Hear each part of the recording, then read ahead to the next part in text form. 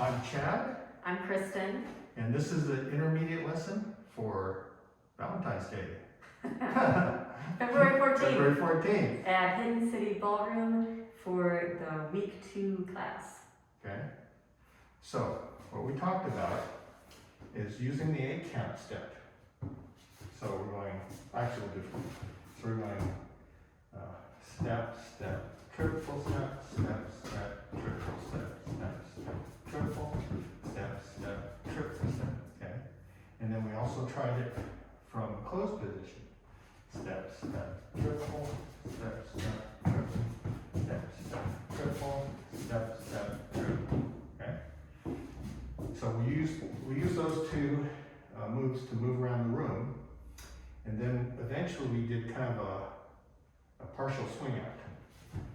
So we're going step, step, triple, step, step, triple, step, step, triple, step, step, triple, step. Okay, we'll show you from this side. Okay? So, step, step, triple, step, step, triple, step, step, triple, step, step, triple, step. Okay? Eventually we got to the beginning of the swing out, which is 1, 2, triple, step, step, triple, Step, step, triple, step, step, triple, step. Okay? So the key elements here is to be consistent, keep the distance between your arms consistent.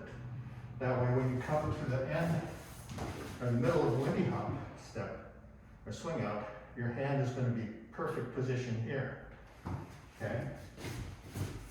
If I allow my arm to go back and forth, this is going to vary.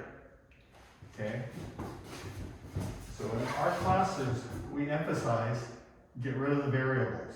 That means get rid of all the extraneous movement. Get it down to the basics. Here, every time I swing up, I'll be exactly in the right position here. Okay? All right.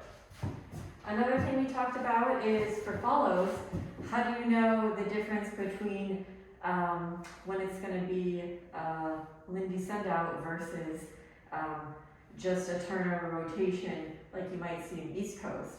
And the key for follows is that you're actually going to see your lead get out of the way. Mm-hmm. Okay.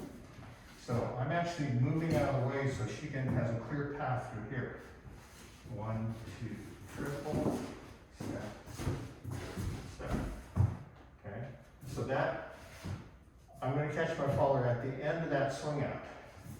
1, 2, 3, 5, 6, 7. Okay.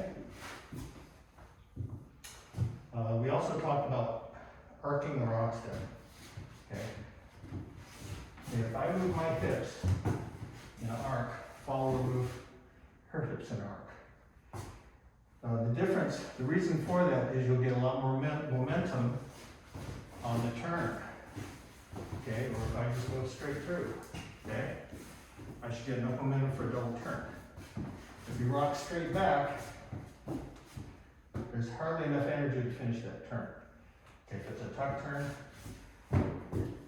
see, very I don't like that at all. Okay, but if we arc the rock step, good. Right? If we let it go through, double turn. Okay. And a lot of times, an arcing rock step is an indication for the follow that a turn is going to follow, or some other circular movement. If it's a rock step that's straight backwards, a lot of times that's a prep to continue moving linearly as opposed to a rotation. Yes. My thinking is that the lead should lead a rock step straight or curve the rock step, whether it's this way, cross hand, to provide the energy, okay? But it's up to the lead to lead that. All right? Is that it? I think that's it. Okay, that's it.